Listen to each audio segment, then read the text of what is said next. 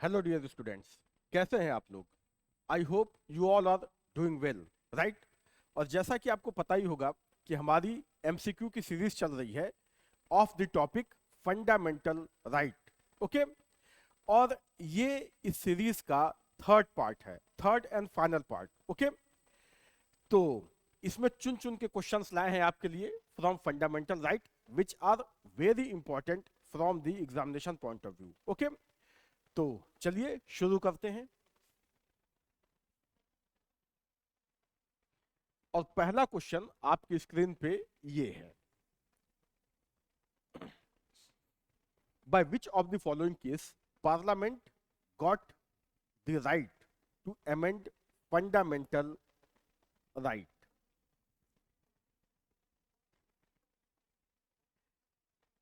इनमें से किस केस में पार्लियामेंट को ये पावर मिली to amend fundamental right, fundamental right को अमेंड करने की, राइट। तो देखो, एक टॉपिक आता है फंडामेंटल राइट में, amendability of fundamental right. Okay, और ये उसी टॉपिक से जुड़ा हुआ क्वेश्चन है। तो यहां पे जो ऑप्शन है Keshavananda Bharati case, Rajnarayan versus Indira Gandhi case, ये तो फंडामेंटल राइट से जुड़ा हुआ ही नहीं है। गोलकनाथ केस, ये जस्ट ऑपोजिट है। गोलकनाथ केस में सुप्रीम कोर्ट ने ये बोला कि फंडामेंटल राइट को अमेंड करने की पावर नहीं है पार्लियामेंट के पास, राइट। तो ये पावर देने की नहीं, पावर लेने की बात कर रहा है। मतलब it put limitation on the power of parliament to amend the fundamental right. And last one is Sajjan Singh case.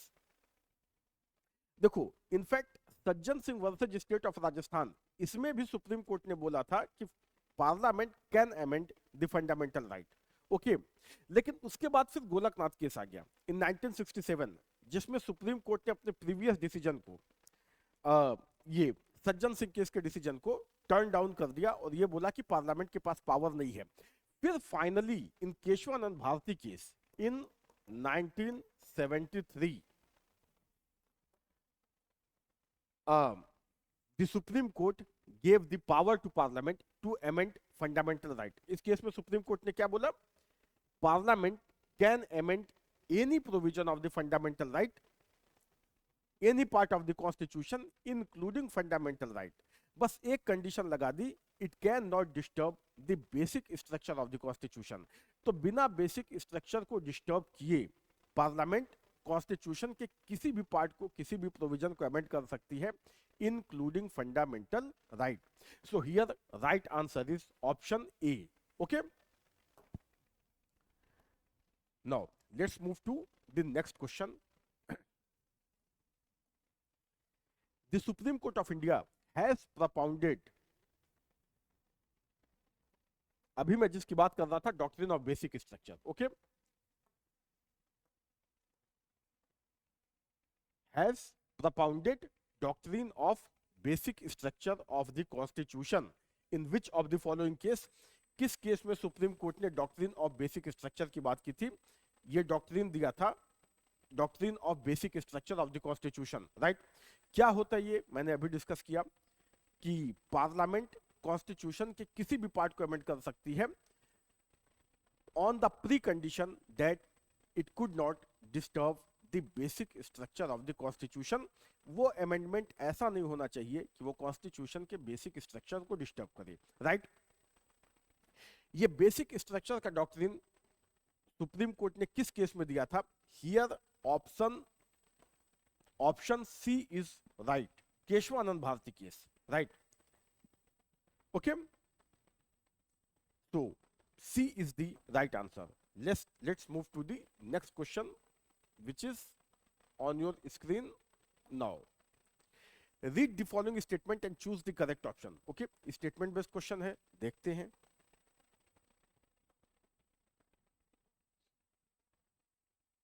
Statement 1 क्या बोल रहा है? Right to property, okay, right to property was deleted from the list of fundamental right. Yes, इसे delete कर दिया गया था by the 44th amendment act 1978। Okay, this statement is right. Statement second, right to property was made a legal right. Yes, it was made a legal right under article 300A in the part 12 of the constitution, yes this is also right. Option देखते हैं क्या क्या है। Statement 1 is true but statement second is false, no both the statement are true. ये option कहां पे है? C, statement 1 and statement 2 both are true, right. 44th amendment 1978 से राइट टू प्रॉपर्टी को फंडामेंटल राइट की लिस्ट से बाहर निकाल दिया गया था, which was given in article 31 and article 19 clause 1 sub clause F, right. वहां से फंडामेंटल राइट को राइट टू प्रॉपर्टी को फंडामेंटल राइट ये पार्ट 3 से बाहर निकाल दिया गया और इसे कहां डाल दिया गया? In part 12 of the constitution under article 300A। So it is still a constitutional right. Right to property is still a constitutional right or legal right, but not a fundamental right. Okay. So option C is correct. Both the statements are true. Next question on your screen is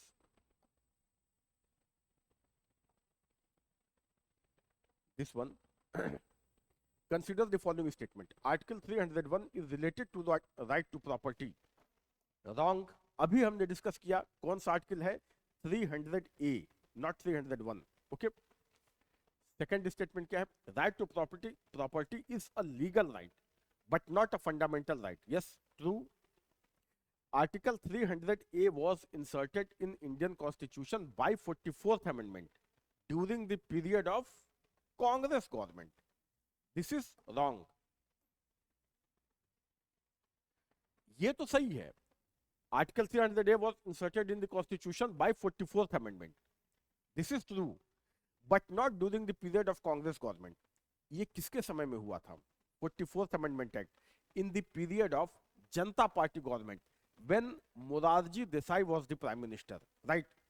So ये right to property को fundamental right से निकाल के part 12 में डाल दिया गया था।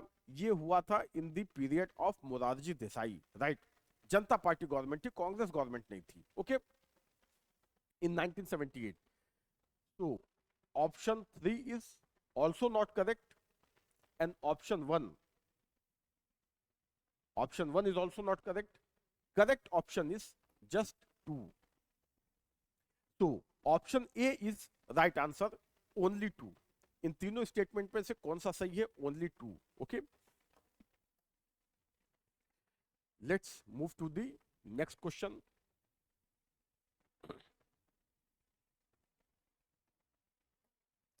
क्या है? Right of property belong to which category among the following? Legal right, fundamental right, natural right, human right. अभी हमने डिस्कस किया फंडामेंटल राइट के नहीं है, natural no, human right no, it is legal right. Okay, ये right to property से related ये सारे क्वेश्चन बहुत ही कॉमन क्वेश्चन है। ये बार बार ये एग्जाम में पूछे ही जाते हैं, ये आते रहे हैं, आते रहेंगे। ओके, सो तो आपका तो ये देखते देखते ही प्रिपेयर हो जाएगा। मतलब आप केवल ये सीरीज सॉल्व कर लो तो ऑलमोस्ट आपका फंडामेंटल राइट इससे रिवाइज हो जाएगा। ओके, तो here right answer is option A. Next question on your screen is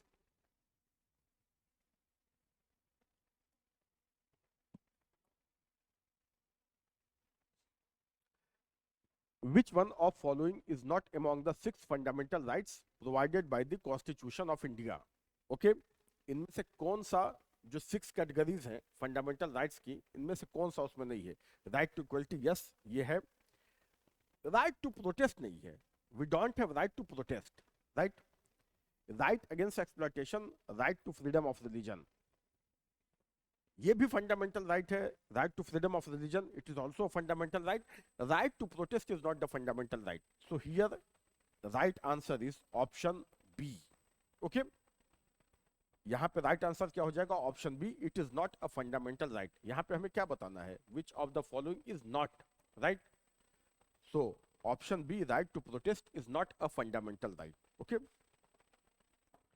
next question क्या है? This is next question on your screen. Indian Constitution does not grant which of the following right? Does not. इनमें से कौन सा Indian constitution कौन सा right नहीं देता है? Right to equal shelter, yes it is derived right under article 21। मतलब कोर्ट ने अपने एक डिसीजन में बोला कि right to shelter is a fundamental right for leading a dignified life. Okay, so right to shelter under article 21, yes. Right to equality, yes. Right to freedom of religion, ये भी है। Right to liberty, एक minute,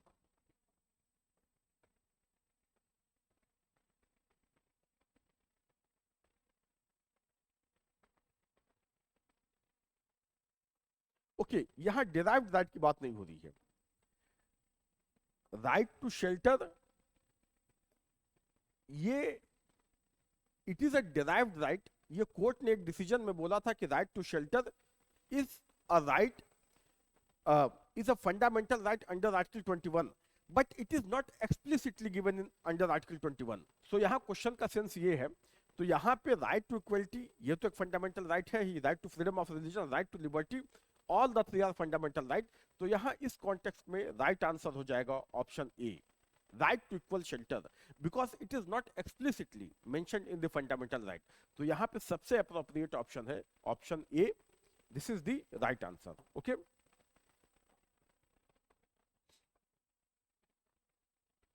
और देखो जैसे मैंने इस question को सॉल्व किया और ओवर कॉन्फिडेंस में पहले ही बोल दिया कि ये है, तो ऐसी गलती आपको एग्जामिनेशन में नहीं करनी है, सारे ऑप्शन पढ़ने हैं, क्योंकि कभी कभी ऑप्शंस के बेस पे भी क्वेश्चन का आंसर डिपेंड करता है। तो यहाँ पे ऑप्शंस को पढ़ने पे फिर right to equality is an odd option, right, तो इसे हमें यहाँ पे ये राइट आंसर हो जाएगा। Now next question on your screen is,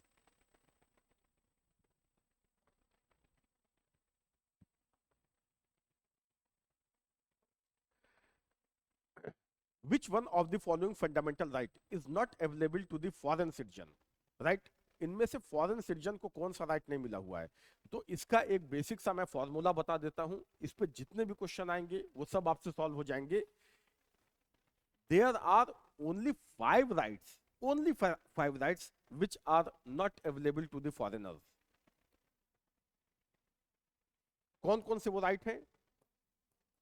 15, 16, 19, 29 and 30। केवल ये 5 राइट्स ऐसे हैं जो फॉरेनर के लिए अवेलेबल नहीं है, जो फॉरेनर्स को नहीं मिले हुए हैं। All the other rights apart from this 5 rights, rest of the rights are available to both citizens as well as non citizen, right. अब इसी क्राइटेरिया पे आप इस तरह के सारे क्वेश्चन सॉल्व कर सकते हैं, बस ये आपको याद होना चाहिए। तो यहाँ पे क्या पूछ रहा है? Which of the following fundamental right is not available to the foreign citizen? Equality before law, equality before law किस आर्टिकल में है? इन आर्टिकल 14, इसमें वो नहीं है, राइट, तो ये तो अवेलेबल है। Right to freedom of expression, yes, article 19, right to freedom of expression की बात कहाँ की गई है? आर्टिकल 19, ये फॉरेनर्स के लिए अवेलेबल नहीं है, तो here B is the right answer. Right to freedom of life, यहां पे टाइपिंग एरर है, life and liberty, yes, life and liberty, it is article 21, 21 वहां पे लिखा है, नो, सो ये भी अवेलेबल है। Right against exploitation, it is article 23 and 24, so B is the right option, article 19। Okay, बस ये 5 आर्टिकल आपको याद कर लेना है कि ये जो 5 आर्टिकल्स हैं, these 5 rights are not available to the non citizens or foreigners। उसके बाद ये 5 आपको याद है, तो बाकी जो बचे हैं वो दोनों के लिए अवेलेबल हैं, और सिटीजन्स को तो सारे राइट हैं। सो ये 5 आर्टिकल्स अगर आपको याद हैं तो इससे रिलेटेड सारे क्वेश्चन आपके हो जाएंगे, right. Now let's move to the next question.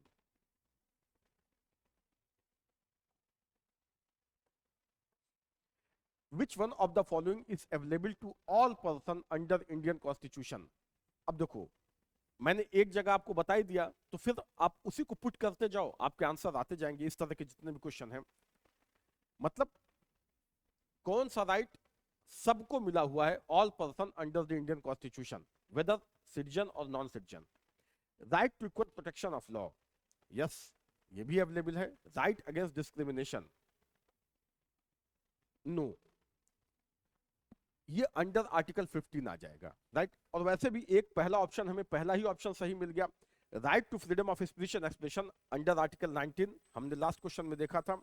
Cultural and educational right under article 30, right 29 and 30. So ये तीनों नहीं है, option A is the right answer. Next question.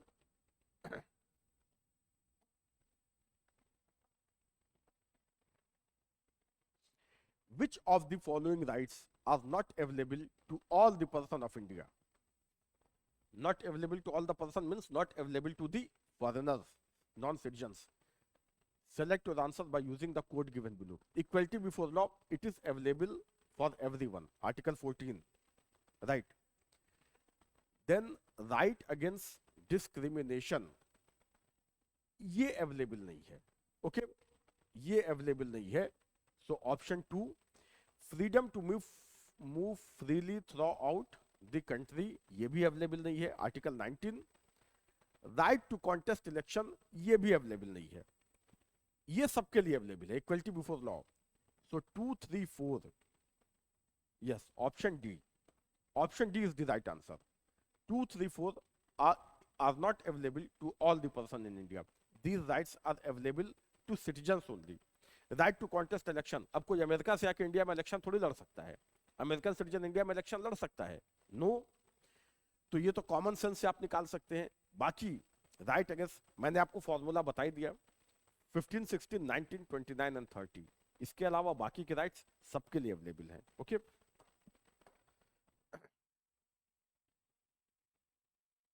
Next question on your screen is,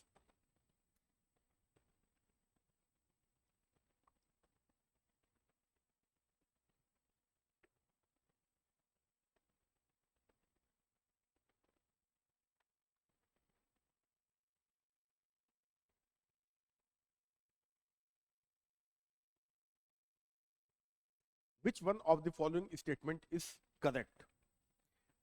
Rights are claim of the state against the citizen. कौन कौन से statement इसमें correct है ये बताना है. कौन सा इसमें one statement is correct? Right, right are the claim of the state against the citizen, no, ये जस्ट ऑपोजिट बात है. Right are the claim of the citizen against the state. Right, rights are privileges which are incorporated in the constitution of the state, no, right are not privileges, right are the claims.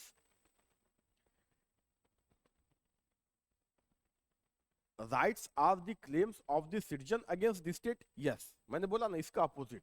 So right are the claim of the citizen against the state, C is the right answer. Right are the privilege of the few citizen against the many, no, ये तो utterly wrong है. आपने नहीं भी ये chapter पढ़ा हो तो भी कॉमन सेंस से आप बोल सकते हैं कि ये सही नहीं है. So here option C is the right answer. Okay, next question is,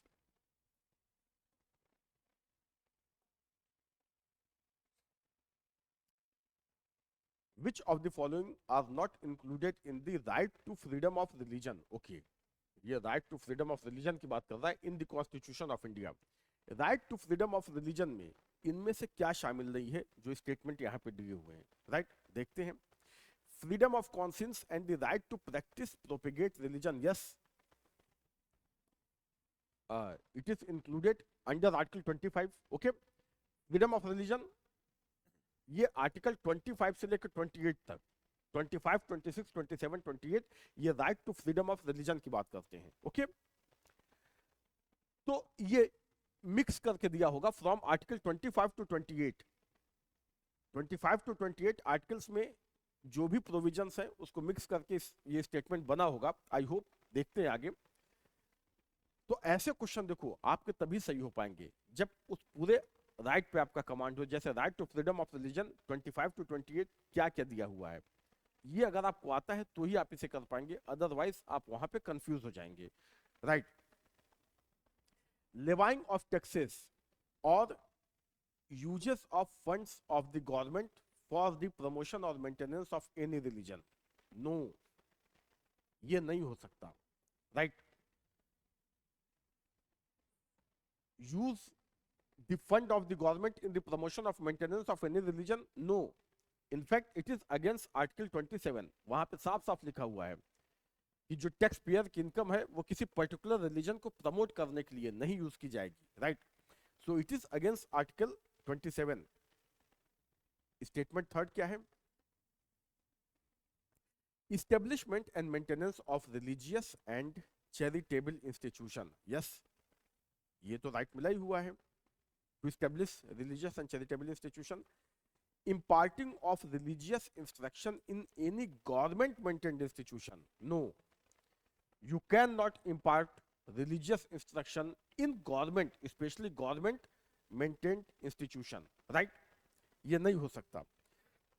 Under Article 28, it is prohibited. So, second and fourth statement is not correct. बताना क्या हमें? Not included, right? So here option second and fourth है. Yes, option D is the right answer. D, second and fourth. It is the right answer. Next question. Which one of the under mentioned right, okay, which one of the under mentioned right is guaranteed to citizens as the right to freedom under Article 19? Okay, Article 19 हमें 6 kind of freedom देता है, 6 types of freedom. Article 19 clause 1 सब clause A 2 सब clause A B C D E F G, जिसमें F तो delete कर दिया गया. It is repealed by 44th amendment act which was actually right to property. उसके अलावा 6 फ्रीडम देता है. इनमें से कौन सा नहीं है? राइट टू वोट पहला ही नहीं है. Right to vote is not a fundamental right at all. ये फंडामेंटल राइट यानी पार्ट थर्ड में कहीं भी राइट टू वोट की बात नहीं की गई है, right? Second, right to citizenship. हमें बताना क्या है? Which one of the following mentioned right is guaranteed to the citizen as right to. अच्छा, कोई एक इसमें आर्टिकल 19 से रिलेटेड है, सिटीजनशिप भी नहीं है. The right to contest an election, ये भी नहीं है. The right to assemble peacefully and without arm, ये सही है. Option D is the right answer. It is the freedom available under article 19. Okay,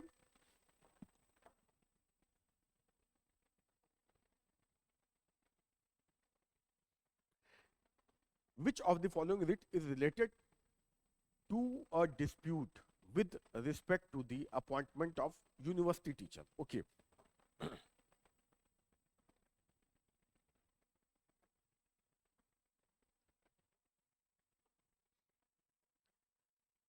Whether it is university teacher or any appointment, अगर किसी भी अपॉइंटमेंट पे कोई debate है, कोई क्वेश्चन मार्क है, चाहे यूनिवर्सिटी टीचर का हो चाहे किसी भी पोस्ट के लिए हो, तो कोर्ट कौन सा रिट इशू करती है? Habeas corpus no, mandamus no, certiorari no, quo warranto,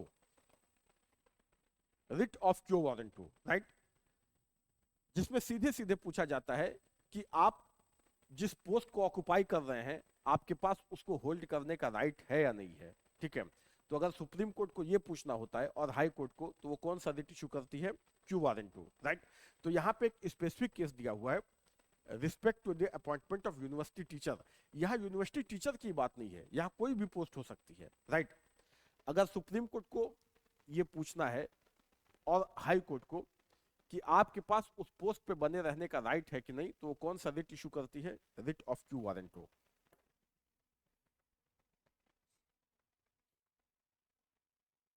Next question is, which of the following amendment related with the reservation of other backward caste? Reservation of other backward caste in educational institution. Okay, educational institution. 93rd amendment. 93rd amendment act से OBC को educational institution में reservation दिया गया 27%, right? So it is 93rd amendment. Next question is, article 30 okay of the Indian Constitution deal with, ठीक है. Freedom of conscience, no, it is article 25. Right to propagate religion, article 25. Right of minorities to establish and manage educational institution. Option C is the right answer. Okay, ये basically minorities community के लिए ये right है. Majority, यहाँ पे majority community की बात की गई है. So option C is the right answer. Article 30 is right of minority to establish and manage educational institution of their choice. Okay, so option C is here right answer. Next question is which one of the following is not covered under article 20, okay, article 20 of the constitution of India, ex post facto law. ये तो मैंने जो part 2 discuss किया था, FR का part 2, जो उसमें मैंने एमसीक्यू सॉल्व कराए थे, उसमें भी आर्टिकल 20 को मैंने बहुत डिटेल में एक्सप्लेन किया था, राइट. तो आप उसे भी देख सकते हैं. फॉर एक्सप्लेनेशन आंसर तो मैं यहाँ पे बता रहा हूँ. इनमें से कौन सा आर्टिकल 20 में कवर नहीं है? X post facto law, yes, ये कवर है. प्रिवेंटिव डिटेंशन, डबल जियोपार्डी भी है, सेल्फ इंक्रिमेशन भी है. ये नहीं है प्रिवेंटिव डिटेंशन, राइट. तो हियर राइट आंसर इज, मैं सब पे टिक कर देता हूं तो राइट आंसर में आपको कंफ्यूजन ना हो, इसलिए here right answer is option B, preventive detention, right. ये आर्टिकल 22 में है, ठीक है. It is given in article 22, not in article 22. बाकी ex post facto law, double jeopardy, self incrimination, all these three things are given under article 20 clause 1, 2 and 3, right. Next question on your screen is this one. The article of the constitution which automatically becomes suspended, okay, on the proclamation of the emergency. Article 19 under article 358. Article 358 में बात कही गई है कि अगर national emergency लगाई जाए under article 352 तो आर्टिकल 19 ऑटोमेटिकली सस्पेंड हो जाएंगे, राइट. इसके लिए अलग से कोई ऑर्डर नहीं इशू करना पड़ेगा. The moment the national emergency is imposed, article 19 is automatically got suspended by default, right. It is given under article 358. So here right answer is option B. Okay.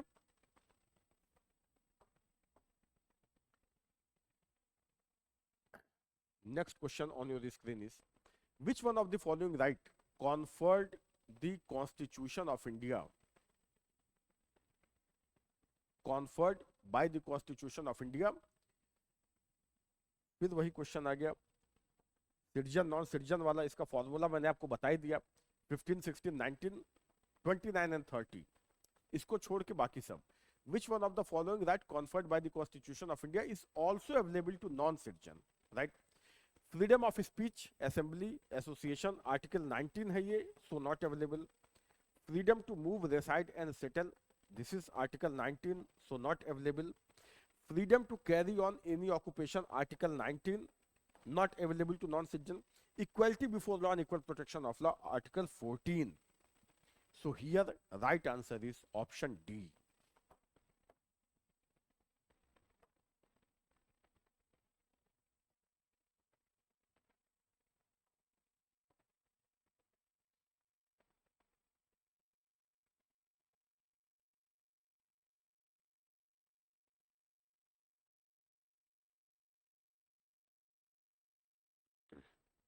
Which of the following constitutional amendment have added article 15(5), it is 93rd, 15(5) in the constitution of India provided for, अभी हमने इसको discuss किया, reservation in educational institution.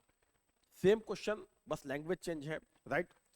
कौन सा amendment है? अभी मैंने discuss किया 93rd amendment. Okay, 93rd amendment से आर्टिकल 15 में क्लॉज 5 ऐड किया गया, जो ओबीसीज को एजुकेशनल इंस्टीट्यूशन में 27% रिजर्वेशन देता है, right, in educational institution. So here right answer is option D.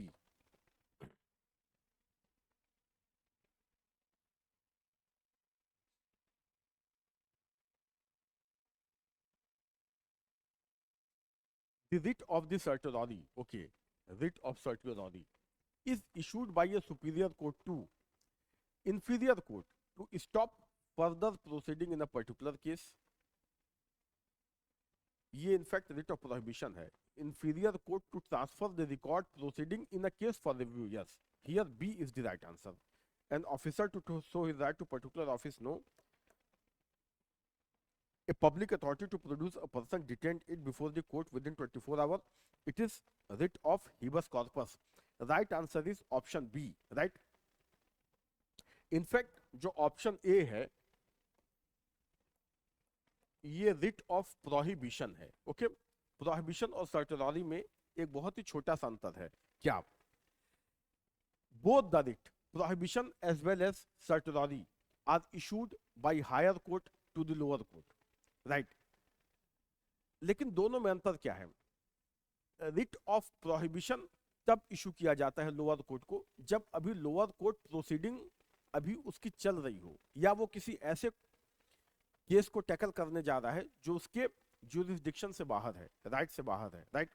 और सर्टिorari तब इशू किया जाता है जब ऑलरेडी डिसीजन आ गया हो लोअर कोर्ट्स का, to quash that decision, right. तो यहां पे है to transfer the record proceeding in a case for the review. Okay, so here B is the right answer.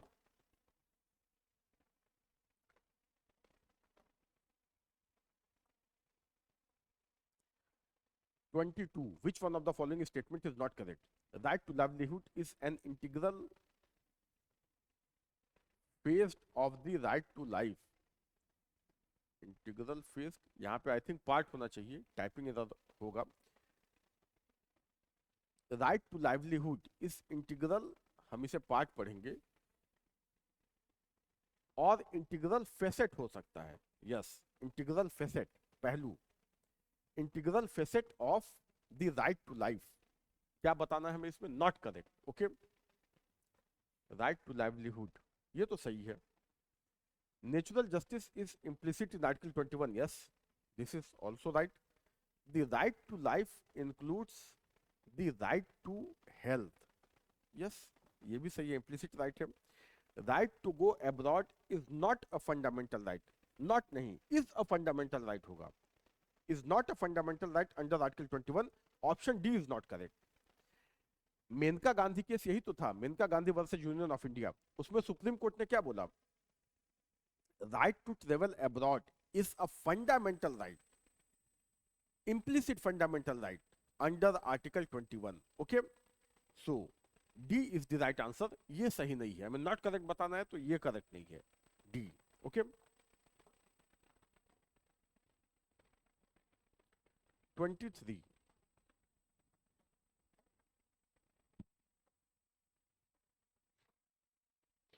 Which one of the following is correct statement? The writ of mandamus can be issued by writ of mandamus.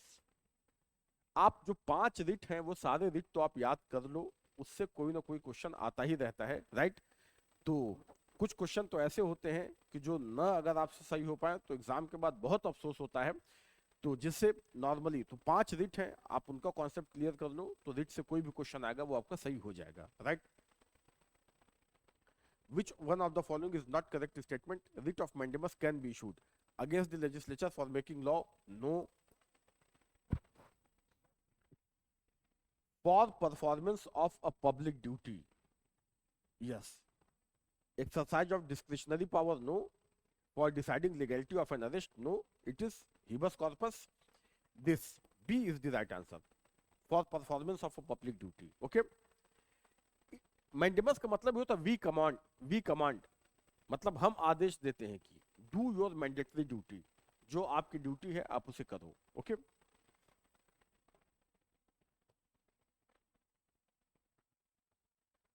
तो that's all for today. इसके साथ ही हमारा जो FR, इसके जो 3 part हैं ये आज फिनिश हो गया. और आई होप ये जितने क्वेश्चंस हमने एफआर से डिस्कस किए इन पार्ट 1, पार्ट 2, पार्ट 3, तो ये क्वेश्चंस के बहाने आपका ये पूरा चैप्टर ही रिवाइज हो गया होगा, राइट. तो आप कितना स्कोर इसमें आपका गया वो आप एनालाइज करो, ठीक है. आई होप तीनों पार्ट मिला के ऑलमोस्ट हमने 75 से ज्यादा क्वेश्चन सॉल्व किए एफआर से, तो which is enough for revising this whole chapter. उसके हर एस्पेक्ट, हर पार्ट से हमने क्वेश्चन इसमें डाले। तो fundamental right is over now. Next part में मिलते हैं इस सीरीज में with the next chapter. Okay, till then bye bye and take care.